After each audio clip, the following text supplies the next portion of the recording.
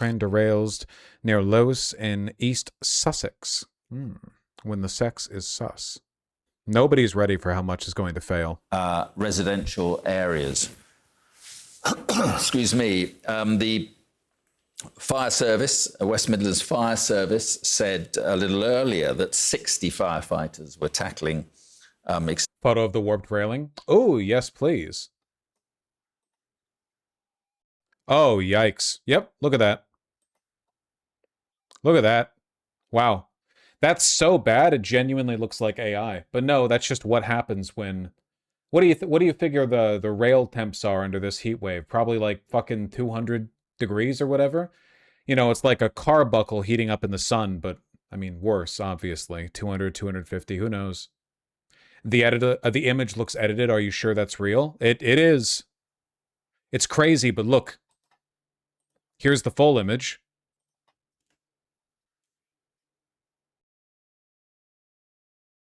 Oh, sorry, I'm really zoomed in. There we go.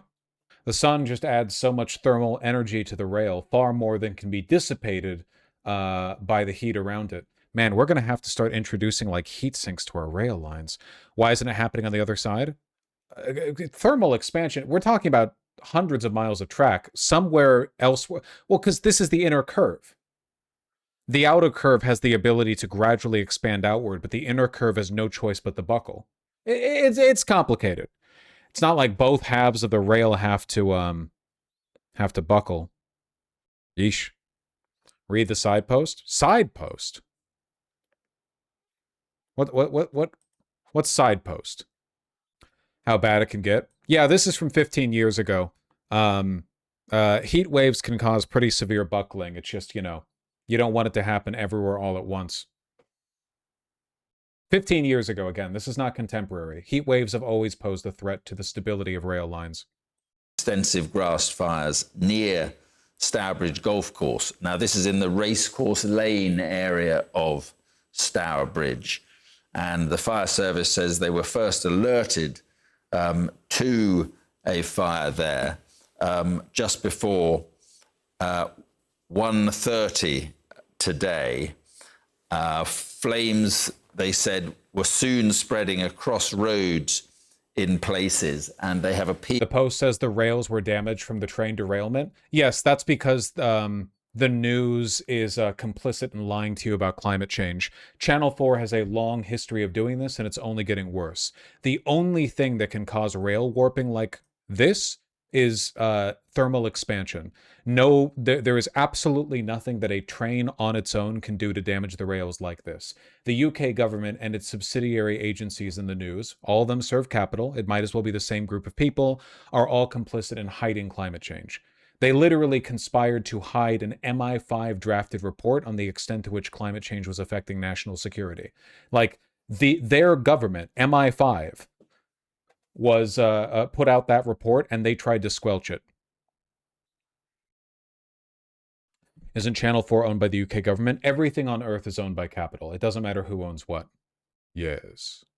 The UK government didn't want you to see this report in climate collapse. Revealed only through a Freedom of Information request. The assessment, believed to have been compiled by the Joint Intelligence Community, on which the heads of MI5, MI6, and the GCHQ sit, is not exactly reassuring. It echoes warnings some of us have made for years, only to be dismissed as nutters, doomsayers, and extremists. Ecosystem degradation, every critical ecosystem is on a pathway to collapse. Presents a threat to UK national security and prosperity. The only reason this was even revealed was because of a Freedom of Information request. The UK government hid it because they're all aware of the fact that they're causing the end of the world and they want to bring it about. Starmer's done this, and now Andy Burnham's doing the exact same thing. Yield to the public to avoid the area. And we have seen pictures which have shown at least 3 properties on fire in a residential road in Stourbridge. And when I say on fire, I mean engulfed by fire, as you can see there. These are images that were taken by the cameraman in the helicopter, camera person in the helicopter a little earlier. And as you can see there, these properties are engulfed in flames. And This is a posh area of the UK, by the way. I mean, remember what happened to Los Angeles? Nobody is safe. Let's wrap this up before I read donos with a little bit of a little touch back on El Nino. Really, really, really nasty stuff here. Sorry, folks, we're not ending on good news. Water temps in the subsurface equatorial Pacific have reached, in some areas, on July 24th, 9.2 degrees Celsius above average. That's just in specific points, of course. The larger rolling average in these areas is now locally reaching more around 6 to 7 degrees Celsius above the 1991 to 2020 average. That's a post-climate change average, too. 2020, climate change was happening back then, too. Just a real big buildup. Remember, we haven't even experienced the effects of this yet. It's basically a big heat battery charging in the Pacific. Pacific hurricanes are going to go crazy. Yeah, Florida might finally be on its last legs. Can we close with something fun for once? You want to close with Anthropium? Nah, probably not. Can we make this renewable energy? We just hit 2.5 in the ENSO index. ENSO index, I don't know what that is. Coral Reef Watch Sea Surface Temperature Anomaly. This graph is measured in months. The left side of the x-axis starts at May 15th. So you're telling me in just the span of, what, like 3 months, we've gone up this far? That's cool. It's interesting stuff. I think we took a look at this the other day, but yeah, it's 2027 is going to be a landmark year. It's going to be really bad. Pre and post 2027 for climate change discussions. Right there. Oh yeah, you're right. I think this one might be a double.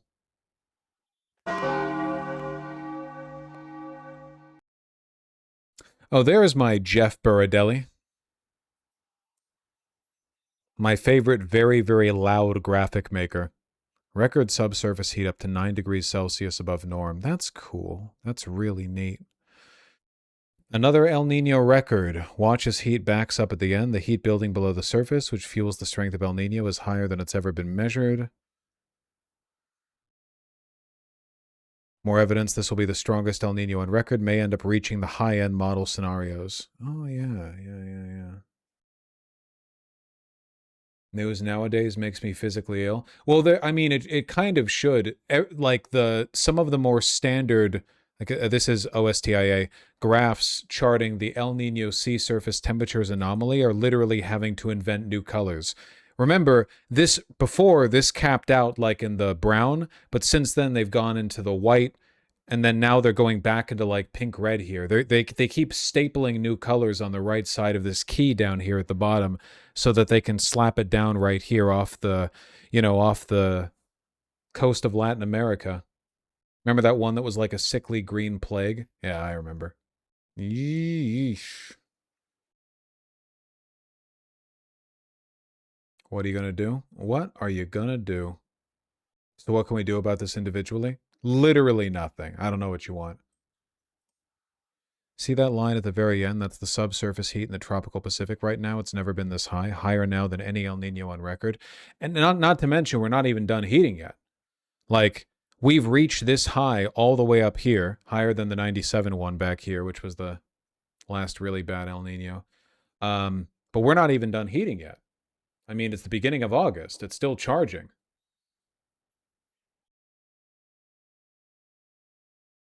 No one in mainstream media is willing to cover this because there's just not that much to say.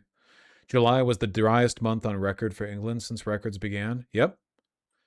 Food shortages. They're going to hit soon. Likely within a year, food shortages. It's going to be really bad. Mass death event, bigger than any in human history. It'll be great.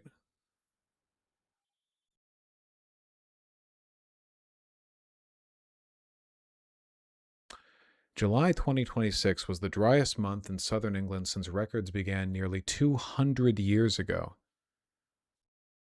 Neat. Why obsess over things you can't control? For one, you can get ready for it.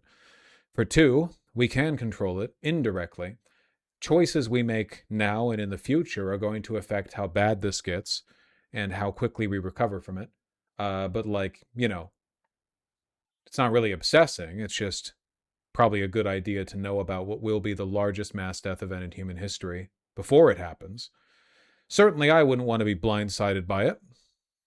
Like 20 million are going to die and people won't know because of TikTok. Buddy, it's not going to be 20 million. That wouldn't be the largest death event in human history. So how do we prepare? Do your sit-ups. Do push-ups.